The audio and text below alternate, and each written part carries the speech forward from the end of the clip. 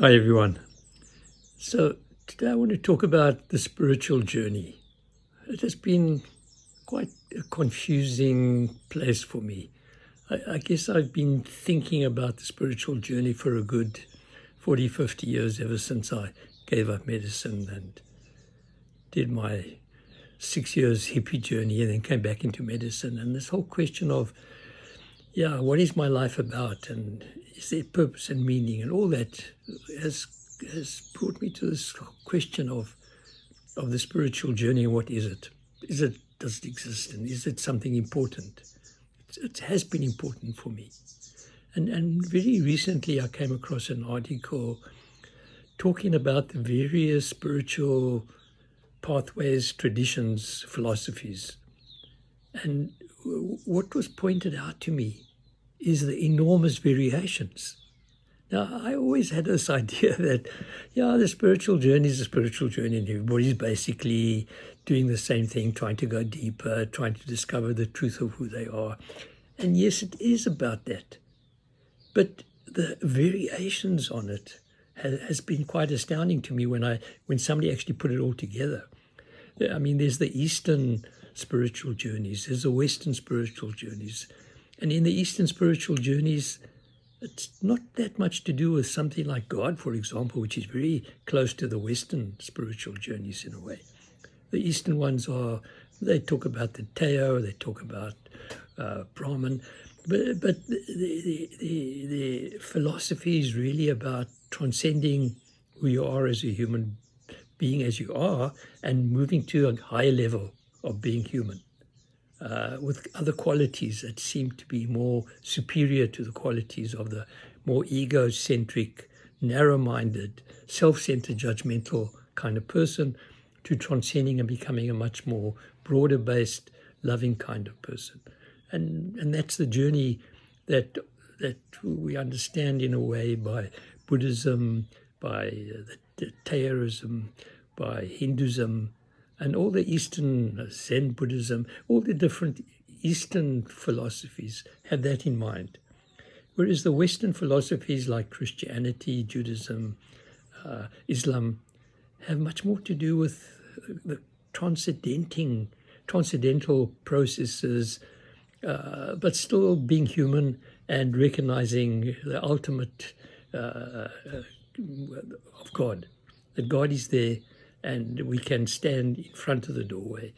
But the question of humility and compassion for others and service to others is much stronger than it seems to be in the Eastern traditions, where they don't even talk about God really.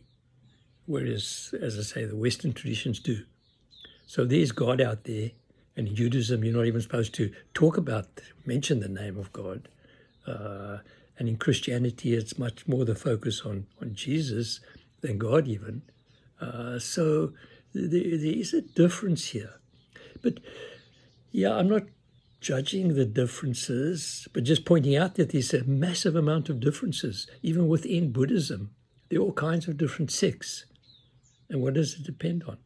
It depends on the person that is talking about it, the person that has some kind of revelation, and from that revelation understands the nature of reality in a different kind of way, and then sets up this whole journey that followers can take and along the journey towards whatever it is that they think is most important. So it's not that Buddhism is just one idea or Hinduism is one. No, there are a whole range of sidelines, side spiritual paths that people can follow. So depending on your character, you will be moved along in a particular way if you follow the Eastern traditions or the Western traditions. So who's right? That always interests me. Who's right? My sense after 40, 50 years of reading and following the traditions is that actually, it's not a question of right or wrong. It's a question of what resonates with you, because there isn't obviously a right or wrong way. There must be scores and scores of different pathways, and each person resonates with a particular pathway and follows that particular pathway. I think there is some underlying principles that all of them seem to follow. And those principles lead to, what can I say, a human being that is more mature, a human being that is not self-centered, a human being that listens, that is aware of what they're doing, has some kind of insight. I mean, these are qualities of the spiritual journey. So one has to be careful here, because it's not about waiting for some kind of transcendental thing to happen. It happens along the way. We all have all kinds of interesting experiences, and some of them may be called transcendental. My own experience is that when I have an intent here, when my intent is to move along this journey in order to transcend those qualities that I recognize as not helpful. I mean, I find that anger is not helpful, but there might be an appropriate, I think there is something called righteous anger, or appropriate anger.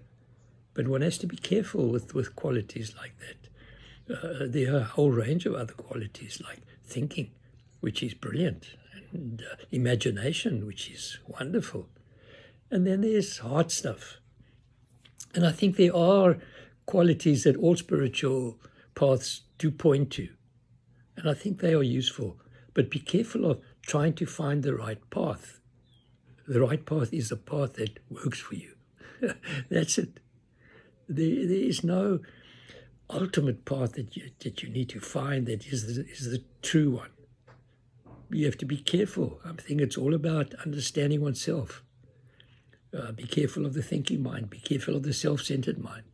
Be careful of narrow thinking. There is a place for broadening one's thinking. There's a place for compassion. There's a place for understanding the depth of love. All these are beautiful qualities.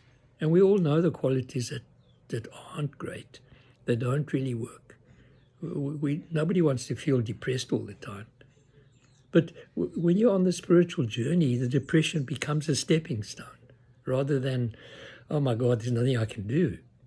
So all the qualities that don't work for us, they are stepping stones. And when one sees them as stepping stones, then you're on the spiritual journey. That's it. If you can take the qualities that don't work for you and see them as stepping stones, then they become stepping stones. And then we go deeper. It's not a question of having some kind of eureka moment in which suddenly you are transformed. Those things might happen, but for the most of us, it's a question of slogging along and trying to do it in a way that is joyful. Quality, surrounding oneself with the qualities of goodness, of wonder, of awe. Let those qualities be the qualities that we surround ourselves with. That's a spiritual journey. What I'm discovering is that spirituality is nothing more than learning to go deeper, than finding out the fullness of who you are in your own way. We're all unique. It's not a good idea even to necessarily follow a particular spiritual path. It's a question of finding the path that works for you. It's like when doctors ask me, which is the best philosophy I should follow? Which is the best tools I should have? What is going to give me the best results? I tell them, choose the philosophy and the tools that make your heart sing. And that to me is the spiritual journey, is what makes your heart sing. What approach makes your heart sing? And do that, use that approach, whatever it is, keep following it. Don't get stuck in it, because it changes over time. What makes your heart sing today might not make your heart sing tomorrow. And you'll know it. You'll feel the heaviness suddenly come upon you. And you might go into depression, let depression become a stepping stone. It's not what you want to live with. So For me, that's a spiritual journey. It's all about finding those things in life that resonate, the qualities that make one feel good, the tools. We all have all these tools. We all have thinking, imagination, intuition, knowing and feeling. All these are qualities that surround us. Behind it is something special. And follow that I am. See where it takes you, how deep it takes you, because there's depth there, enormous depth. And that's a spiritual journey. Discover the depth and keep following that arrow. It will take you to that place of home. Have a good day.